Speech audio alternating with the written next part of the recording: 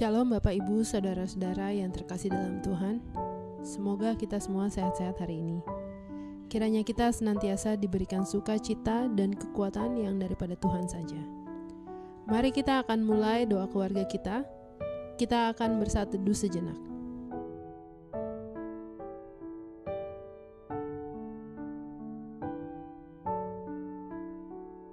Marilah kita menaikkan pujian untuk bersyukur kepada Tuhan dari KJ 362 ayatnya yang pertama dan ketiga.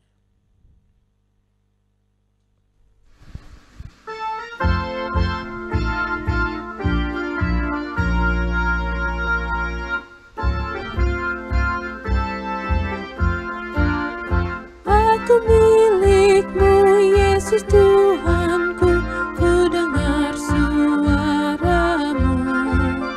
Ku merindukan datang mendekat dan diraih oleh-Mu.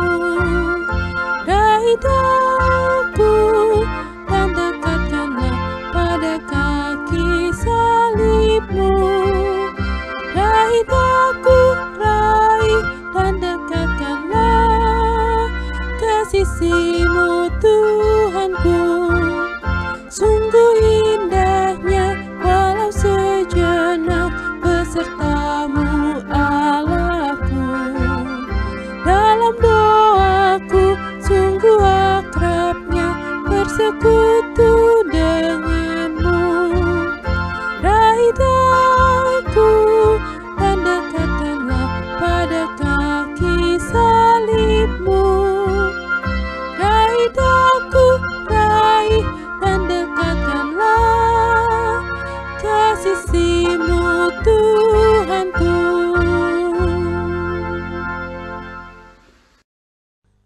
Mari kita bersatu di dalam doa. Bapa kami yang di surga, kami datang kembali ke hadirat-Mu Tuhan, untuk mengucap syukur atas penyertaan-Mu dalam hidup kami. Kami sadar, Tuhan, banyak sekali hal-hal yang menimbulkan kerisauan di situasi kehidupan kami saat ini. Namun kami ingin selalu Tuhan, memandang wajah-Mu dan bersukacita karenanya. Pada pagi hari ini kami ingin mendengarkan firman-Mu lagi Tuhan, agar kami dapat lebih lagi memahami kehendak-Mu atas segala kehidupan kami. Karena sungguh Tuhan, kami ini adalah milik kepunyaan-Mu saja. Bukalah hati dan pikiran kami Tuhan. Dalam nama anak-Mu Tuhan kami Yesus Kristus, kami sudah berdoa. Amin. Shalom jemaat semua, saya senang sekali bisa bertemu dengan Bapak Ibu dan saudara-saudara sekalian dalam kesempatan doa keluarga pada saat ini. Kita akan sama-sama membaca dan merenungkan firman Tuhan. Mari persiapkan Alkitab Bapak Ibu dari Wahyu pasal 3 ayat 1-6. Wahyu pasal 3 ayat 1-6. Saya akan bacakan buat kita semua. Kepada jemaat di Sardis, dan tuliskanlah kepada malaikat jemaat di Sardis, inilah firman Dia yang memiliki ketujuh roh Allah dan ketujuh bintang itu. Aku tahu segala pekerjaanmu. Engkau dikatakan hidup, padahal engkau mati. Bangunlah dan kuatkanlah apa yang masih tinggal, yang sudah hampir mati. Sebab tidak satu pun dari pekerjaanmu aku dapati sempurna di hadapan Allahku. Karena itu, ingatlah bagaimana engkau telah menerima dan mendengarnya. Turutilah itu dan bertobatlah. Karena jikalau engkau tidak berjaga-jaga, aku akan datang seperti pencuri, dan engkau tidak tahu pada waktu manakah aku tiba-tiba datang kepadamu. Tetapi di Sardis ada beberapa orang yang tidak mencemarkan pakaiannya. Mereka akan berjalan dengan aku dalam pakaian putih, karena mereka adalah layak untuk itu. Barang siapa menang, ia akan dikenakan pakaian putih yang demikian. Aku tidak akan menghapus namanya dari kitab kehidupan, melainkan aku akan mengaku namanya di hadapan Bapakku dan di hadapan para malaikatnya. Siapa bertelinga, hendaklah ia mendengarkan apa yang dikatakan Roh kepada jemaat-jemaat. Demikianlah firman Tuhan. Yang berbahagia adalah kita semua yang membaca, merenungkan firman Tuhan, dan yang memeliharanya dalam kehidupan kita hari lepas hari. Haleluya. Judul renungan kita pada hari ini adalah dikatakan hidup padahal mati. Saya mau tunjukkan kepada Bapak Ibu sebuah gambar. Mari kita perhatikan gambar ini.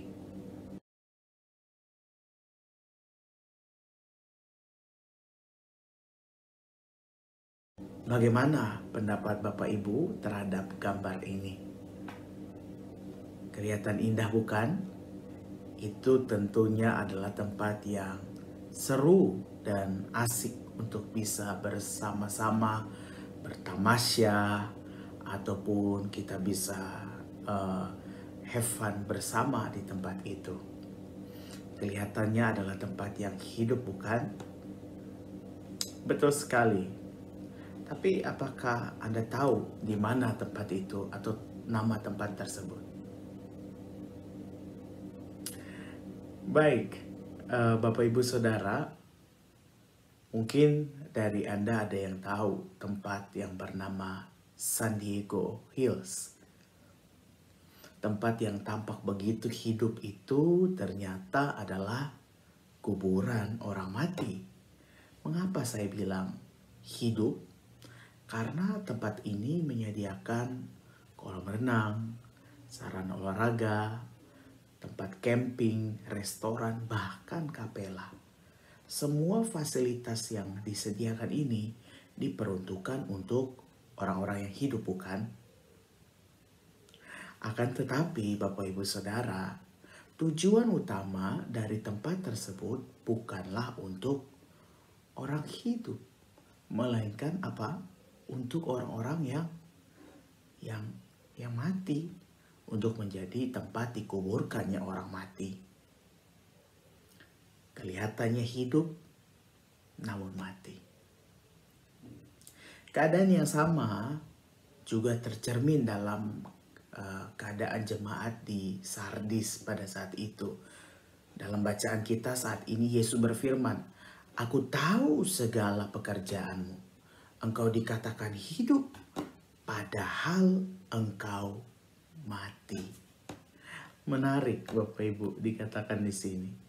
Ini adalah peringatan yang keras yang ditujukan kepada jemaat di Sardis.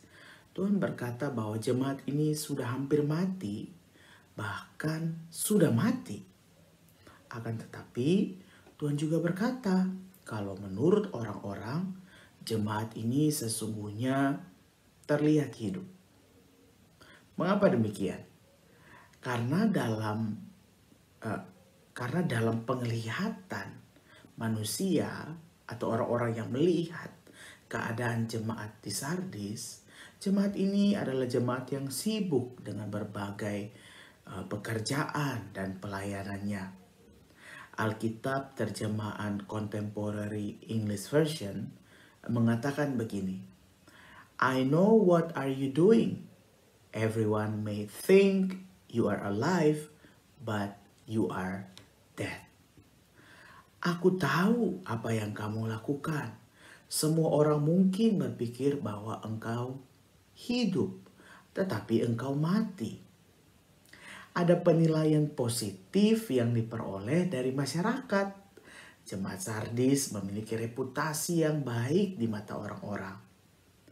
Sayangnya, apa yang dianggap orang-orang tersebut justru berbanding terbalik dengan apa yang Tuhan lihat.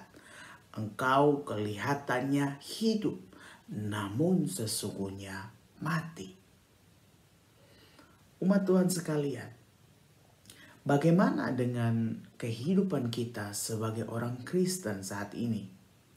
Apalagi dalam keadaan seperti sekarang ini, ketika mayoritas pelayanan gereja dialihkan dengan cara virtual. bagaimana dengan motivasi kita menghampiri Tuhan?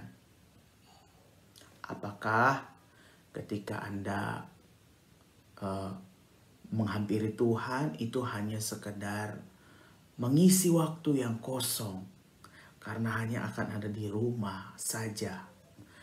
Ataukah Anda hanya sekedar rutinitas, iseng mengikuti webinar yang dilakukan atau dibuat oleh gereja, atau membuka YouTube gereja, atau seperti apa? Jangan sampai kita terlihat sibuk mengikuti banyak kegiatan-kegiatan gereja, tetapi kemudian kita kehilangan makna dan motivasi yang murni dalam mengikutinya. Sehingga kalau saya katakan, ketika kita hanya melakukannya dengan cara yang seperti tadi, bisa saja kita hanya jatuh pada ritual semata tanpa pemaknaan spiritualitas yang mendalam. Apakah yang selama ini Bapak, Ibu, dan Saudara, dan juga saya lakukan adalah hanya ritual atau spiritual? Ayat ini pun tentu bisa jadi autokritik juga kepada gereja-gereja. Apakah dengan kesibukan pelayanan yang dilakukan oleh kita selama ini, sudahkah dilakukan dengan motivasi yang sungguh untuk memuliakan Allah? Bapak, Ibu, Saudara-saudari, dalam waktu-waktu ini kita menghadapi keadaan dunia yang berbeda daripada sebelumnya. Ada banyak perubahan yang terjadi, bahkan gereja pun harus bisa menyesuaikan dirinya dalam pelayanan. Di tengah kesibukan kita menyesuaikan diri ini, jangan sampai kita seperti jemaat yang ada di Sardis. Mari kita bangun dan kuatkan apa yang masih tinggal, yang sudah hampir mati itu. Kita percaya bahwa Roh Kudus telah dan akan terus menolong kita semua dan memampukan kita semua untuk menghadapi hari esok.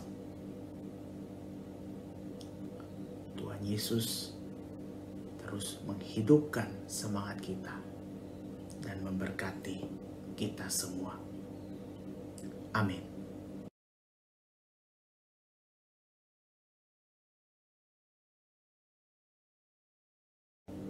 Bapak, Ibu, Saudara sekalian, kita akan sama-sama menaikkan doa syafaat kita kepada Tuhan. Ada 4 pokok doa yang akan saya bacakan, dan ketika saya selesai membacakan, kita akan sama-sama berdoa kepada Tuhan. Mari kita berdoa. Bapa dalam surga, terima kasih Tuhan, dalam kesempatan saat ini kami datang kepadamu Tuhan. Kami ingin menaikkan doa-doa syafaat kami kepada Tuhan. Kiranya Engkau mendengarkan doa kami. Yang pertama, kami mau berdoa bagi penerapan new normal di bangsa kami Indonesia. Khususnya kami berdoa buat rencana pembukaan ibadah di gedung gereja agar berjalan dengan baik. Kita berdoa.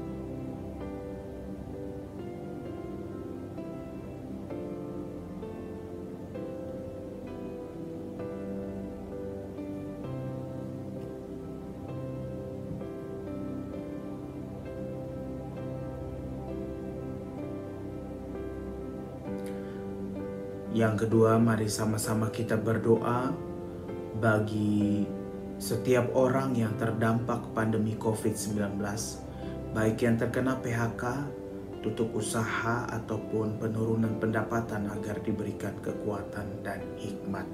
Kita berdoa.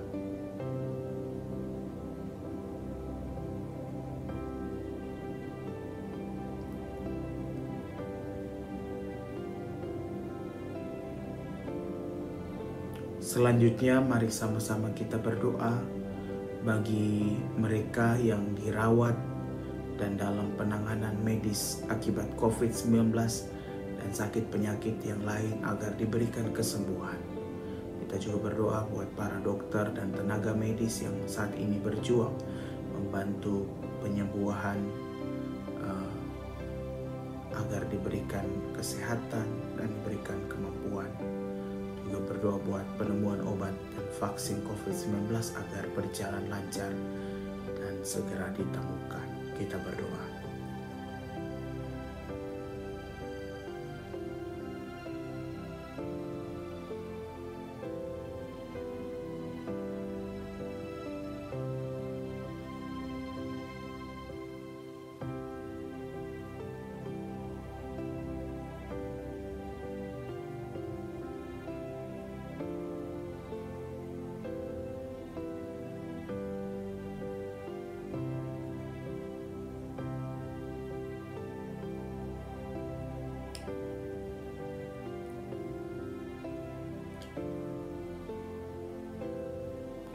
Yang keempat, mari sama-sama kita naikkan pergumulan-pergumulan pribadi kita kepada Tuhan.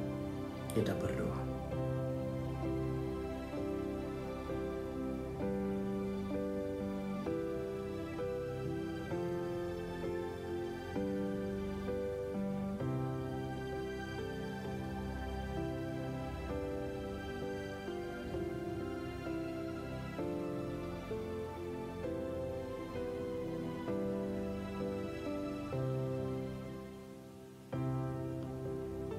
Ya Tuhan, kami mengucap syukur untuk doa-doa yang sudah kami naikkan bersama-sama. Kiranya Kau menjawab akan doa kami Tuhan seturut dengan kehendak Tuhan saja. Terima kasih Tuhan karena pada saat ini kami sudah belajar dari jemaat di Sardis. Kami belajar Tuhan untuk tidak mati secara spiritual, tetapi kami mau tetap bangkit dan mau memaknai akan setiap pelayanan-pelayanan yang kami lakukan, akan setiap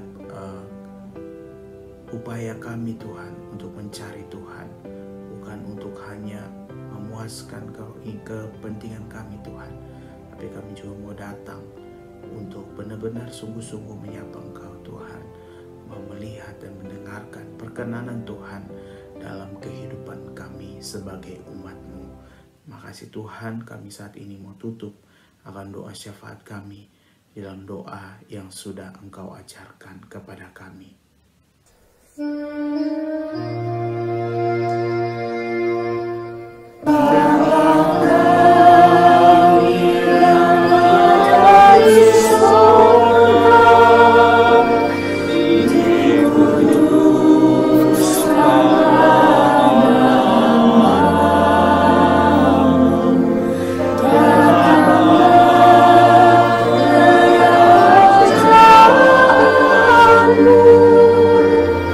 Jadilah